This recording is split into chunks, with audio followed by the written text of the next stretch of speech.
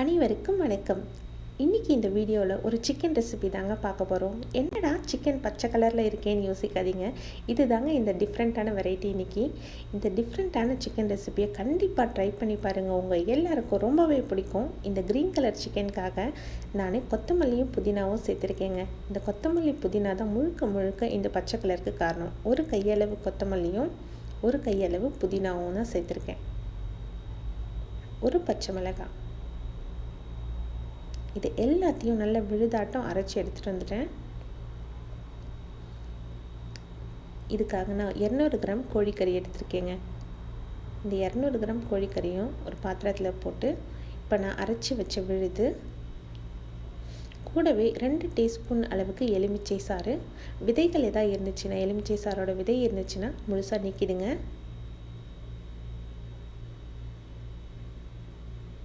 உப்பு 1 டீஸ்பூன், தயிர் 1 டீஸ்பூன், இது எல்லாத்தையும் சேர்த்து நல்லா கிளறி பெசரிஞ்சு வச்சுக்கோங்க. நல்லா பெசரி வைங்க. கோழியில் நல்லா ஊறணும். இது நல்லா ஊறட்டும். ஒரு 20 நிமிஷம் பார்க்கல நல்லா ஊறட்டும்.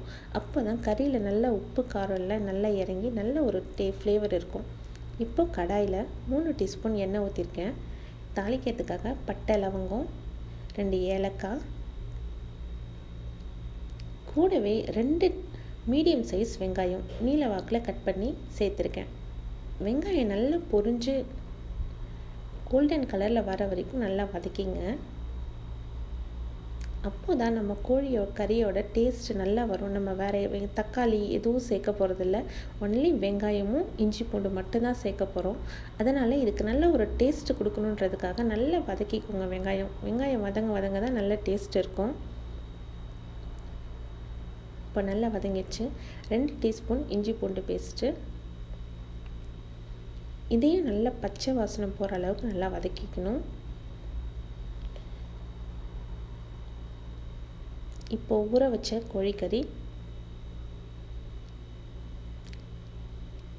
இந்த கொத்தமல்லி, புதினா, பச்சை மிளகாய் அரைச்ச விழுதெல்லாம் பச்சையாகவே சேர்த்து தான் நம்ம அரைச்சிருக்கோம். அதனால் இதில் இருக்க பச்சை ஸ்மெல் முழுக்க நம்ம போகிற அளவுக்கு நல்லா கிண்டி வதக்கிக்கணும்.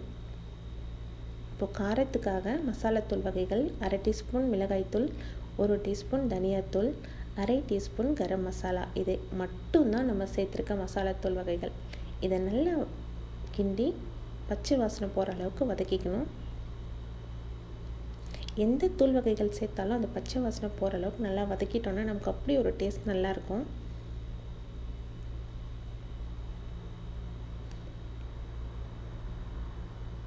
அவ்வளோதாங்க. இப்போது எங்கேயுமே அடியும் பிடிக்கல, எதுவும் பிடிக்கல பாருங்கள். இப்போ உப்பு கொஞ்சம் சேர்த்துருக்கேன்.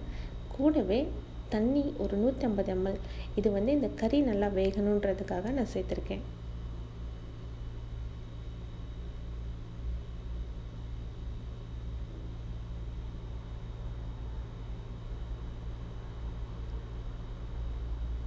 அவ்வளோதாங்க. எல்லாத்தையும் கிண்டியாச்சு. போட வேண்டியதெல்லாம் போட்டாச்சு.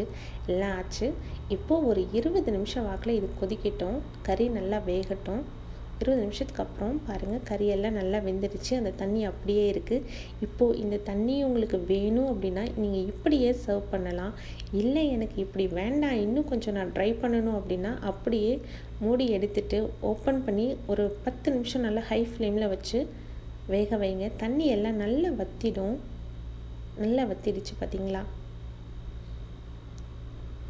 நல்ல க்ரீன் கலர் மசாலா ஃபார்ம் ஆகிடுச்சு பாருங்கள். நல்லா தண்ணியெல்லாம் வற்றிட்டு எந்த ஒரு இடத்துலையும் அடி பிடிக்கல, தீயில போகலை, எதுவும் நடக்கலை. நல்ல ஒரு டேஸ்ட் சூப்பராக வந்திருக்கு. கடைசியாக இன்னும் கொஞ்சம் காரத்துக்காக 1/2 டீஸ்பூன் மிளகுத்தூள். உங்களுக்கு ஒரு வேளை இன்னும் தூக்கலாக காரம் வேணும்னா இன்னும் 1 டீஸ்பூன் கூட சேர்த்துக்கலாம். எனக்கு 1/2 டீஸ்பூன் போதும். நான் அதான் 1/2 டீஸ்பூன் போட்டிருக்கேன் காரம். அப்படியே சர்வ் பண்ண வேண்டியதாங்க. சப்பாத்தி, குருமாவோட இல்லை ஏதாவது புலாவ் ரைஸோட சர்வ் பண்ணால் சூப்பராக இருக்கும். அவ்வளோ ஒரு ரசம் சாதத்துக்கு கூட சாப்பிட்டா கூட அவ்வளோ டேஸ்ட்டாக இருக்கும். தேங்க்யூ. நம்ம சேனலை மறக்காமல் சப்ஸ்கிரைப் பண்ணுங்கள். இந்த வீடியோ உங்களுக்கு பிடிச்சிருந்துச்சின்னா லைக் பண்ணுங்கள்.